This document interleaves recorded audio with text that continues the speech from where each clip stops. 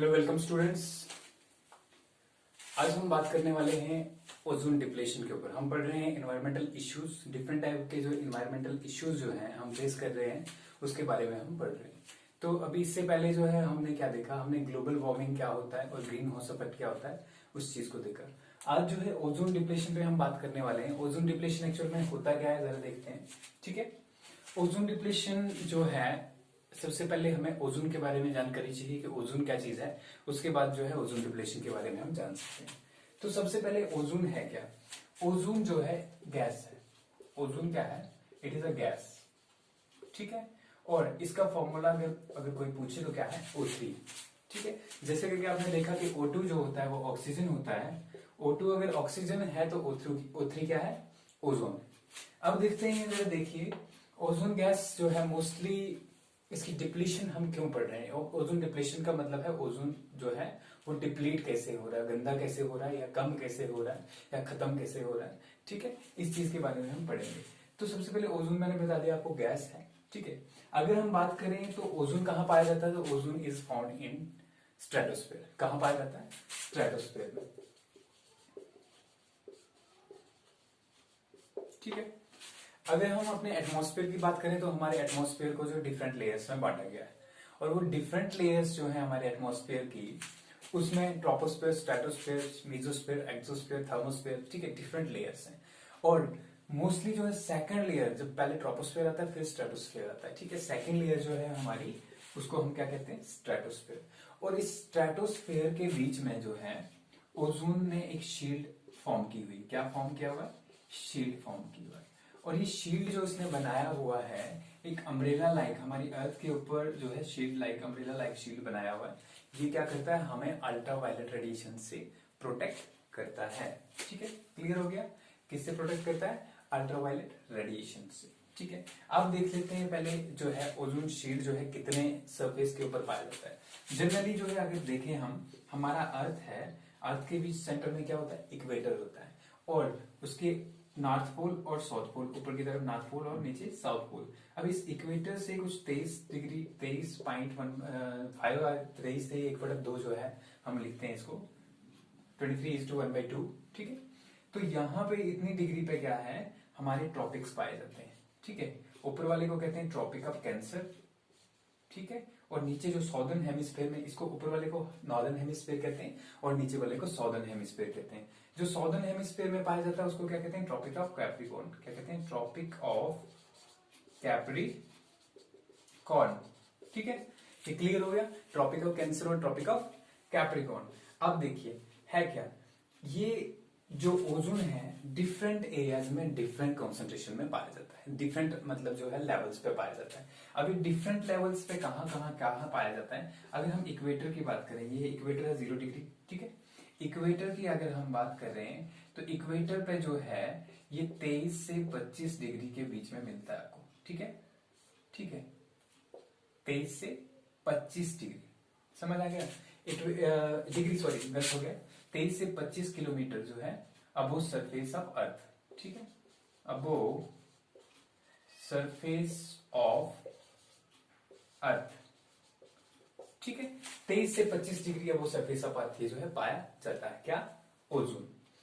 अब देखते हैं ओजोन जो है मोस्टली इसकी थिकनेस को कैसे नापते हैं हम। ओजोन की थिकनेस को जो है, ओजोन थिकनेस जो है उसको नापते हैं हम डॉप्सन यूनिट में। किसमें नापते हैं? डॉप्सन यूनिट्स में। ठीक है, अगर डॉप्सन यूनिट्स की बात करें तो वन डॉप्सन यूनिट जो है इसको डीयू में लिखते हैं हम शॉर्ट में।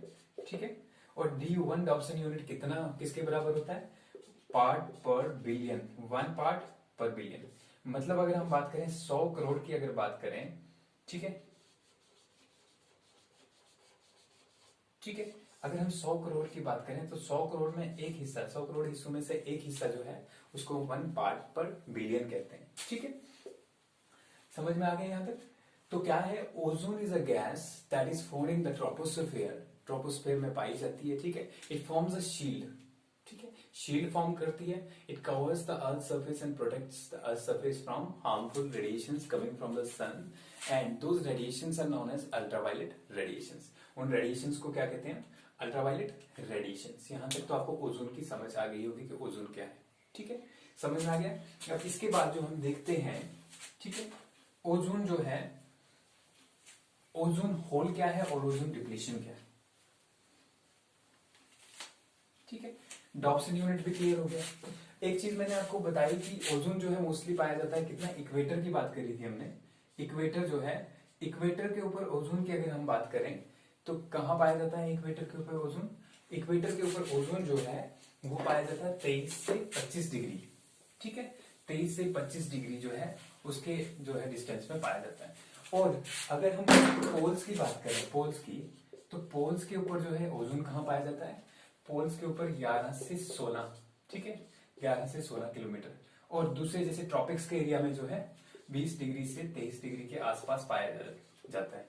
ठीक है, ये डिस्टेंस है ओजोन जहां जहां एग्जिस्ट करता है। तो ये क्लियर हो गया यहाँ तक। अब देखते हैं ओजोन होल क्या है और ओजोन डिप्लीट कैसे होता है। ठीक है, ओजोन की डिप्लीशन की अगर हम बात करें तो 1985 में क्या हुआ, एक साइंटिस्ट था फरमान, ठीक है, एक इन्वायरमेंटलिस्ट, और दूसरे थे, ठीक है, इसको हम लिखेंगे Farman et al, means Farman and others. ठीक है, इसने क्या किया, इसने देखा कि एंटार्कटिका के ऊपर, एंटार्कटिका, ठीक है, उसके ऊपर जो है क्या है, उसने देखा कि ओजोन होल है। क्या देखा, ओजोन होल। तो ये ओजोन होल है क्या, जनरली होता क्या है, कुछ ऐसे सबस्टेंसेस होते हैं हमारे पास जो ओजोन को जो है क्या करते हैं, डिप्लीट करते हैं और डिस्ट्रॉय करते हैं। ठीक है, और ओजोन की डिप्लीशन के लिए जो रेस्पॉन्सिबल होते हैं, जो ये सबस्टेंसेस ओजोन की लेयर को डिप्लीट करते हैं, उनको कहते हैं ओजोन डिप्लीटिंग सबस्टेंसेस। क्या कहते हैं, ओजोन डिप्लीटिंग सबस्टेंसेस। और ये ओजोन डिप्लीटिंग सबस्टेंसेस कौन जो है इनको प्रोड्यूस करने के लिए जो है, इनके लिए कौन रिस्पॉन्सिबल है, ह्यूमन बीइंग रिस्पॉन्सिबल है। और ये ओजोन डिप्लीटिंग सबस्टेंसेस जो है इसके बाद थोड़ा पढ़ेंगे हम, पहले ओजोन होल की बात कर लेते हैं। ठीक है, तो क्या देखा गया कि अर्थ के सरफेस के ऊपर जो है वो ओजोन जो है डेली कम हो रही है। डेली का मतलब है यहाँ पे साल दर साल जो है, एवरी ईयर जो है ओजोन कम हो रही है। तो अगर इसका हम स्टैटिस्टिक्स की बात करें, 1956 से 1970 के बीच में अगर देखें तो हमारे पास जो ओजोन थी वो थी 280 डॉप्सन यूनिट्स। ठीक है, डॉप्सन यूनिट मैंने आपको बता दिया अभी क्या होता है, से लेके 320 डॉप्सन यूनिट्स तक। ठीक है, या 325 डॉप्सन यूनिट तक। ठीक है, क्लियर हो गया। और अगर यही बात करें, इसको थोड़ा सीक्वेंस में देखते हैं, ये कुछ डेटा है। 1979 की अगर हम बात करें तो 1971 में ये कम होके कितनी होगी, ये होगी 300 डॉप्सन यूनिट्स के आसपास। ठीक है, बल्कि 225 डॉप्सन यूनिट्स ही रही, 225 डॉप्सन यूनिट्स रही। फिर 1985 की अगर हम बात करें तो ये 146 जो है डॉप्सन यूनिट रही। ठीक है, और 1994 की बात करें, ठीक है, तो यहां सिर्फ 94 डॉप्सन यूनिट ही रही। ठीक है, तो ये क्या है, ये स्टैटिस्टिक्स है, कुछ ऐसी चीजें। डॉप्सन यूनिट्स का मतलब क्या बताया मैंने कि 100 करोड़ में से एक पार्ट अगर हम लें तो उसको हम डॉप्सन यूनिट कहते हैं, या कहते हैं इसको क्या, पार्ट पर बिलियन। ठीक है, पार्ट पर बिलियन। हम आपको पता होगा कि जब भी हम ट्रेसिस में कुछ चीजें लेते हैं वो पार्ट पर बिलियन लेते हैं, पार्ट पर बिलियन लेते हैं, पार्ट पर ट्रिलियन लेते हैं, इस चीज को लेते हैं। ठीक है, समझ में आ गया।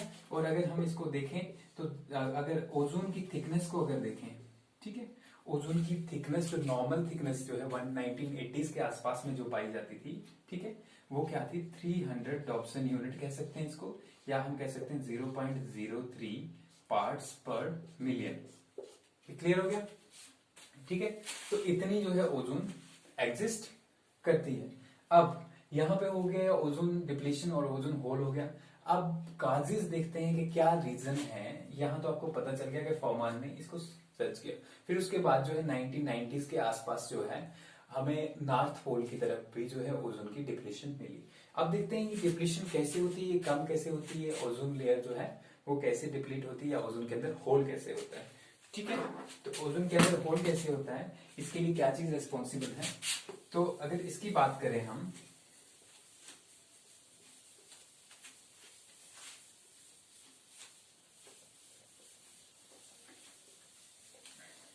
ठीक है, काजिज क्या है, काजिज की बात है। ठीक है, कि क्या काजिज हैं, किसकी वजह से ओजोन जो है डिप्लीट हो रही है। तो काजेज की अगर हम बात करें तो काजेज में हमारे पास कुछ ऐसी गैसेस हैं जो इस ओजोन को डिप्लीट करती हैं, जिसमें हमारे पास क्लोरोफ्लोरोकार्बन्स हैं, ठीक है, क्लोरोफ्लोरोकार्बन्स हैं, ठीक है, नाइट्रोजन ऑक्साइड्स हैं, ठीक है। इसके अलावा जो है हमारे पास क्लोरीन है,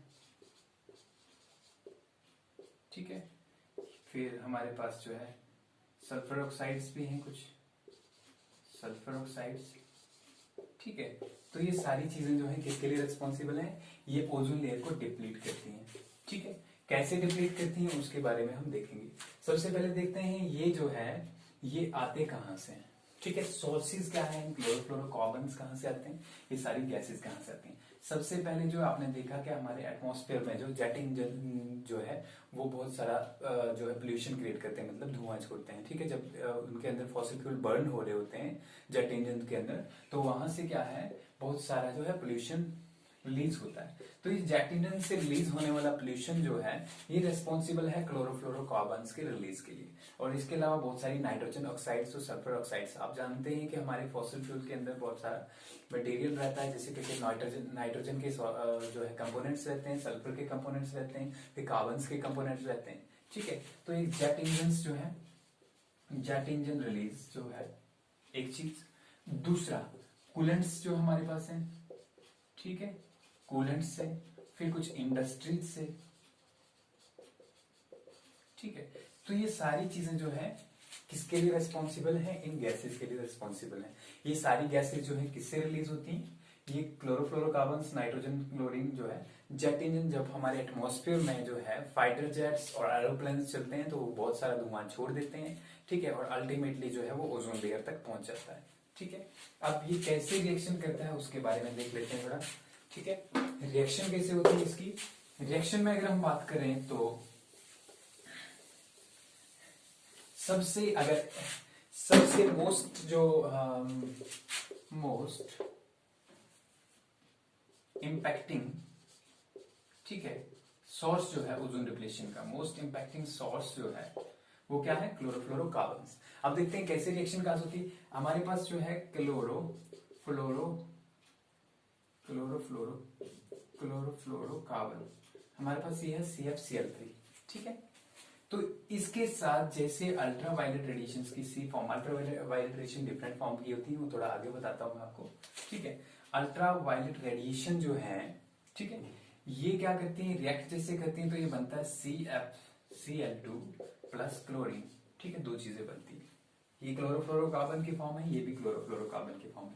फिर से अगर बात करें हम, ये CFCl2 जो है ये फिर से अल्ट्रावायलेट रेडिएशंस की प्रेजेंस में क्या बनाता है, CFCl, क्लोरोफ्लोरोकार्बन प्लस Cl, ठीक है, समझ में आ गया। अब बात करते हैं यहां से सारों से क्लोरीन निकल रही है।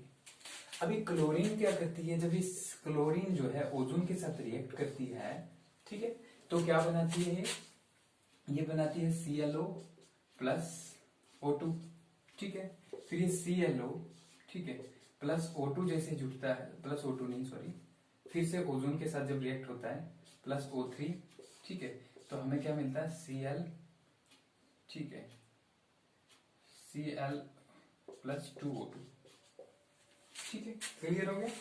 तो ये चीज है,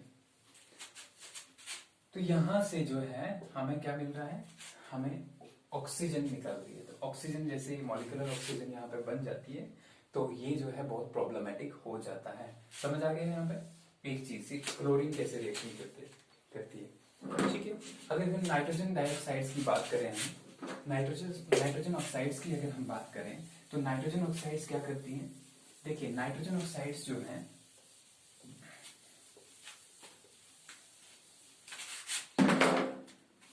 जैसे नाइट्रोजन ऑक्साइड है, ये डायरेक्टली ओजोन के साथ रिएक्ट करती है, ठीक है, O3 के साथ, और हमारे पास क्या आता है NO2 प्लस O2, ठीक है, ये भी डायरेक्टली ऑक्सीजन बनाती है।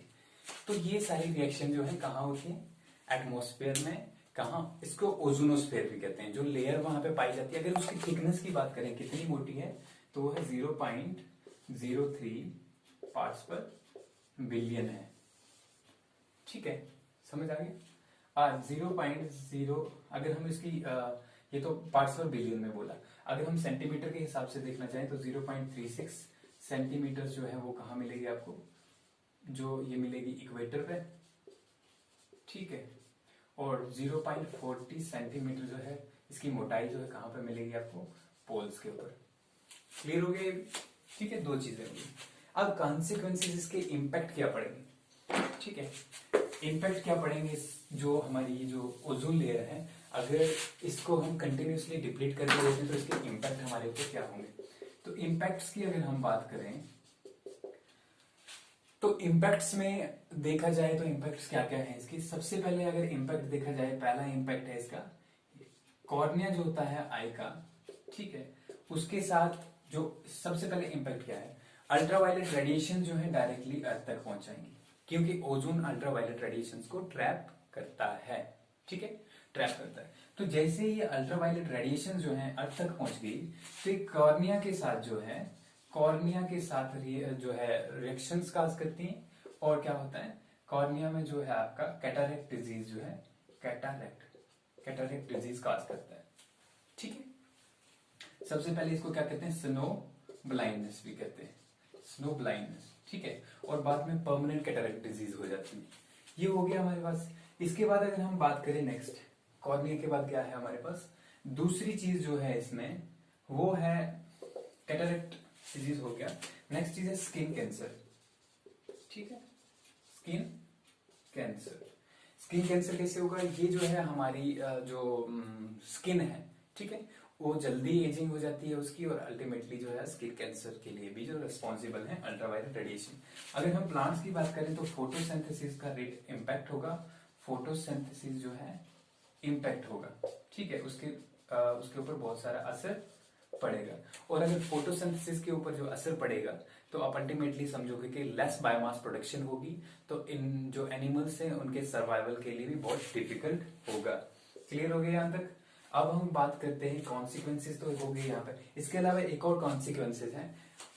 कॉन्सिक्वेंसेस क्या है कि ह्यूमन बींग्स और जो एनिमल्स हैं या प्लांट्स हैं, इनका जेनेटिक मटेरियल जो है उसमें म्यूटेशंस आती हैं रेडिएशन से, डिफरेंट टाइप की रेडिएशन से, जैसे गामा रेडिएशंस हैं, अल्ट्रावायलेट रेडिएशंस हैं। इनकी वजह से क्या होता है, इनकी वजह से जो है म्यूटेशंस आती हैं, और जब म्यूटेशंस होंगी तो बहुत सारी प्रॉब्लम, बहुत सारी डिजीजेस जो है अल्टीमेटली प्रोड्यूस जो है हो जाएंगी लिविंग ऑर्गेनिज्म के अंदर, ठीक है। ये क्लियर हो गया।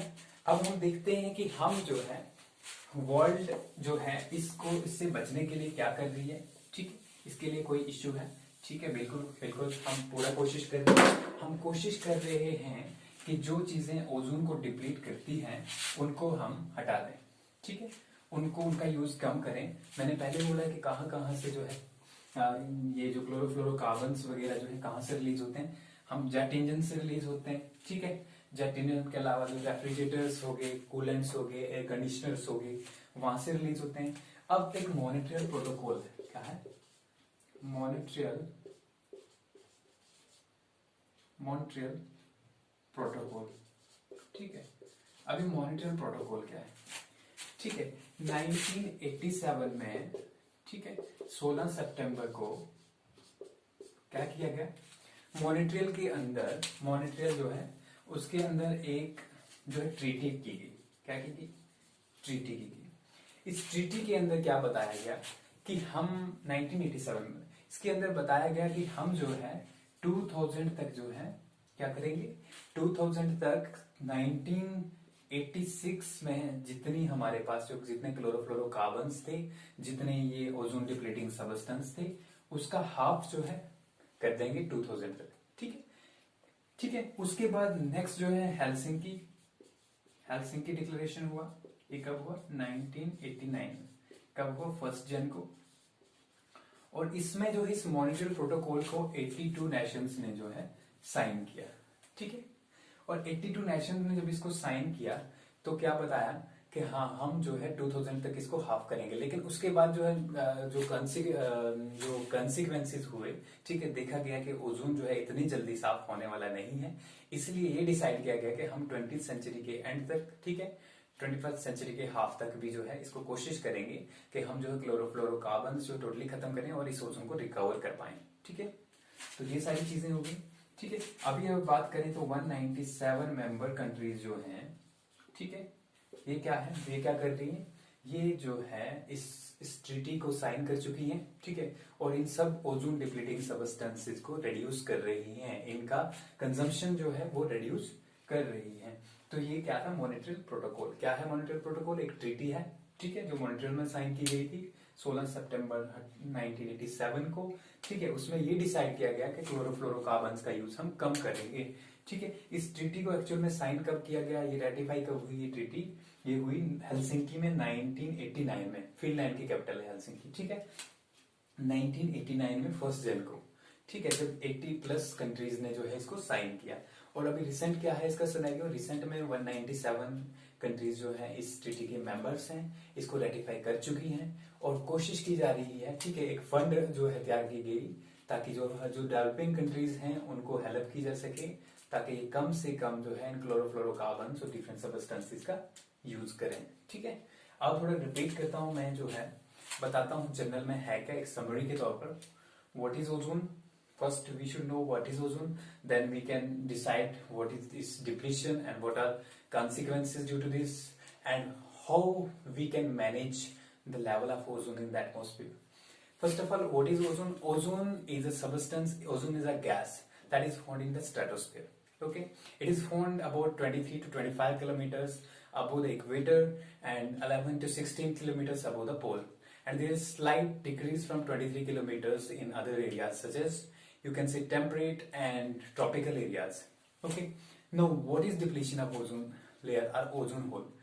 We are coming across certain changes in our environment after industrialization, and we are releasing certain gases in the environment that are causing depletion of air and certain other things. Okay, and we know in the stratosphere this layer of ozone that is only 0.23 centimeter in its width, when it is in condensed form and it is getting depleted, means its thickness is getting least in coming years due to the use of chlorofluorocarbons and other sources. And what is the scenario? Up to 1980s, what was there? Means we were having more than 300 Dobson units of ozone layer. And when we reached 1994, we were having only 94 Dobson units of ozone layer. Okay, that was very much devastating for the earth and the individuals as well as organisms that are present on the earth.